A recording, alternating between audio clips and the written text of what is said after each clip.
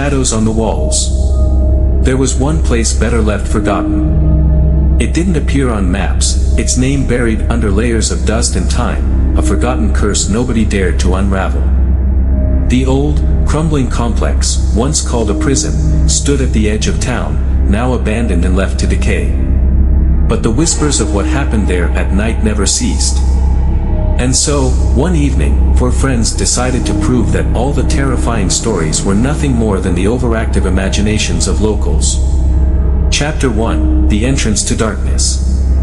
Sophie, Dima, Artem, and Victoria were no more than 20 years old, but they already carried with them the defiance of youth.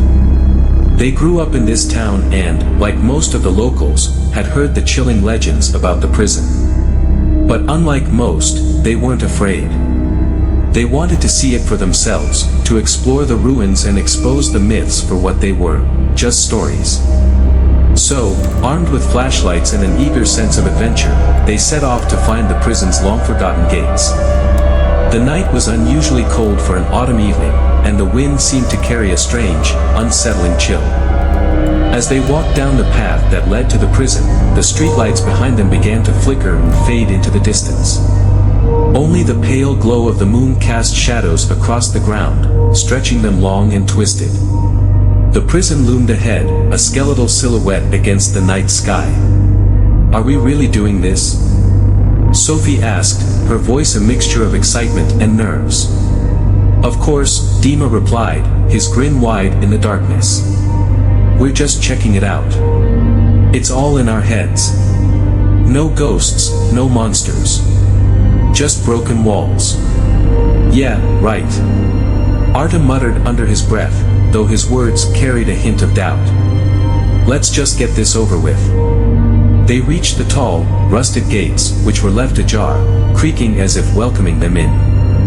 Without much hesitation, they slipped through and stepped onto the overgrown grounds of the prison. The building ahead was enormous, its once pristine walls now chipped and decaying. Windows were shattered, and the doors hung loosely on their hinges, giving the structure an ominous, almost sentient presence. "All right," Victoria said, trying to sound braver than she felt. "Let's go. We won't be here long." But as they ventured deeper into the prison, the air grew heavier. Every step seemed to echo around them, amplifying the silence that enveloped the place. The walls felt as though they were watching, whispering of things long buried. Their flashlights flickered, casting eerie shadows along the crumbling stone floor. "What's that?" Dima suddenly asked, pointing toward a narrow corridor leading further into the prison. "Don't be stupid," Sophie whispered. "It's just an old hallway. We came here to explore, not to get freaked out." But as she said the words, a low, distant sound reverberated through the air. It was like a faint tapping, coming from somewhere deep inside the prison. "Did you hear that?" Victoria's voice trembled. "Yeah," Artem said quietly. "It's probably just rats. This place is full of them." The sound grew louder, more distinct. It wasn't rats, but something else. A steady, rhythmic thudding, like footsteps that weren't their own. "Let's go back," Sophie said quickly, her voice now tight with unease. But before they could turn around, a door somewhere deeper in the prison slammed shut with a deafening bang. The group froze, hearts racing, eyes wide with terror. "That wasn't us," Dima said, his voice barely above a whisper. "We need to leave. Now," Victoria urged, her hands shaking as she gripped the flashlight. But something in the air shifted. The temperature dropped suddenly, and a heavy silence descended. The door they had passed a moment ago, the one that had slammed, creaked open, as if inviting them to come closer. And then, from within the dark recesses of the prison, a voice drifted out, soft, almost imperceptible, but unmistakable. "Help me." The voice sent a cold shiver down their spines. Sophie took a step back, her feet stumbling against the broken floor. Did you hear that?" she asked, her voice shaking. Artem nodded, his face pale. That wasn't anyone in our group." "Let's go, now," Victoria whispered urgently. But as they turned to leave, the shadows seemed to grow thicker, closing in on them, blocking the way out. The walls of the prison seemed to shift, twisting into strange shapes that seemed almost alive. Suddenly, a figure emerged from the darkness ahead, tall, gaunt, its features obscured by the darkness, but unmistakably human. Sophie's breath caught in her throat. Who are you?" The figure didn't answer. Instead, it took a step forward, the sound of its footsteps echoing through the silence. "Run!" Dima shouted. But it was too late. The prison had awoken. Chapter 2, The Awakening. The figure in the shadows moved closer, its form growing more defined with every step.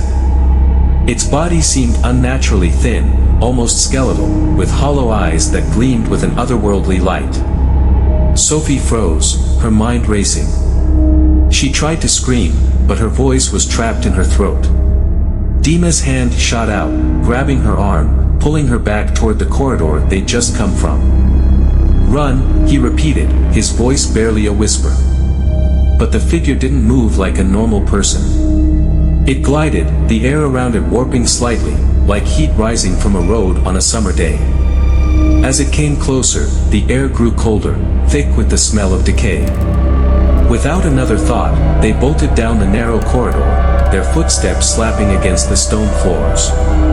But no matter how fast they ran, the dark figure seemed to follow them, moving effortlessly through the maze of crumbling walls and forgotten rooms. It was everywhere. It was the very darkness itself.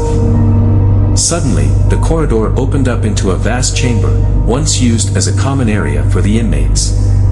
The moonlight filtered in through broken windows high above, casting long, crooked shadows on the floor.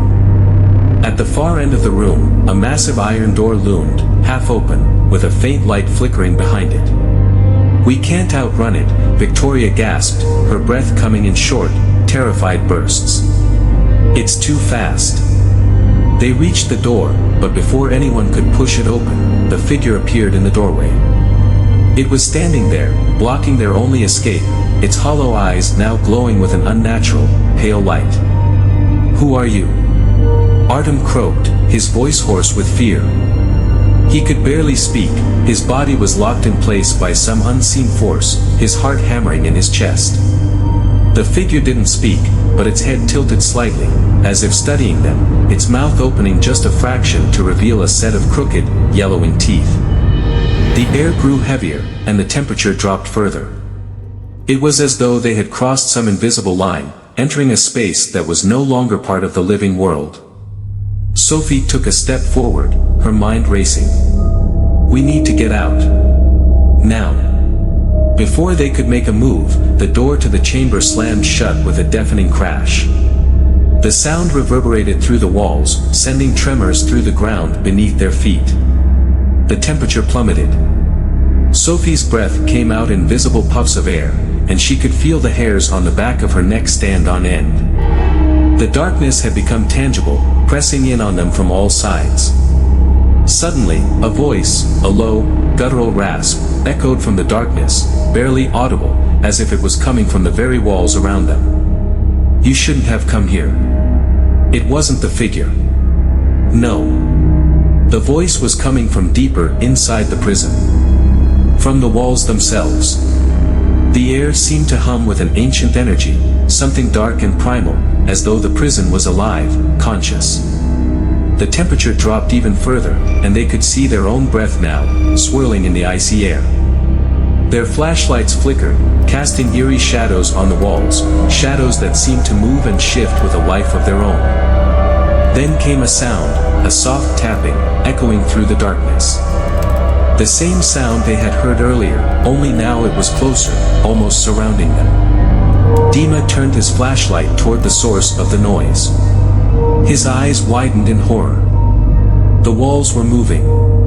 The bricks, the mortar, even the cracks in the walls, everything seemed to pulse and writhe, as if something was alive inside them. The shadows twisted into grotesque shapes, bending and stretching unnaturally. And from within those shadows, eyes began to appear, thousands of them, glowing, watching.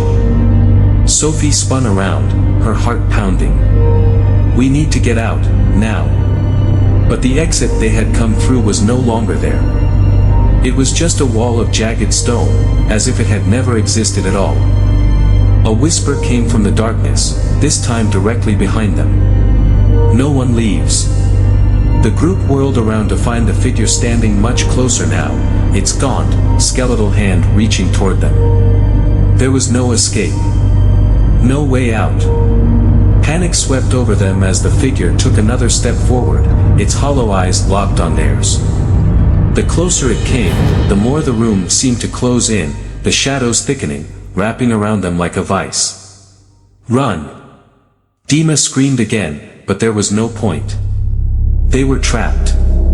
With a sudden jolt of fear and desperation, Artem shoved past the others, bolting down a side corridor, his feet barely touching the ground. The others hesitated for only a moment before they followed, the sound of their racing footsteps echoing in the vast, oppressive silence of the prison. They turned corner after corner, their bodies growing exhausted, but the figure never stopped. It was still there, moving just behind them, always in their peripheral vision, a darkness that pursued them relentlessly. Eventually, they found themselves back in a familiar part of the prison, the long hallway they had passed through earlier. It was here that they had heard the distant voice, the voice pleading for help. They were back at the entrance. But the door, the one they had come through, was now sealed shut, as though welded in place. Panic surged through them as they tried to push it open, but it didn't budge. The figure was closing in, its presence filling the hallway with an overwhelming sense of dread. Suddenly, a loud bang shook the walls, followed by a deep, rumbling growl, like the prison itself was alive, waking from a long slumber. A chilling voice filled the air, low and ominous. You were never meant to leave. You belong here now. And that's when the walls of the prison seemed to crumble inward, the shadows consuming everything in their path. Sophie could feel the cold, hear the whispers of the damned, feel the weight of countless souls pressing in from all sides. Her vision blurred, and for a moment, she thought she saw the faces of the prisoners, their eyes hollow and pleading. Before she could react, she felt a hand on her shoulder, cold and clammy. She spun around, and for a brief second, she saw a face, sickly pale, eyes sunken, mouth twisted in a grotesque smile. A ghost. A soul trapped inside these walls, just like the others. She screamed, but the sound was lost in the thickening darkness. The prison had taken them,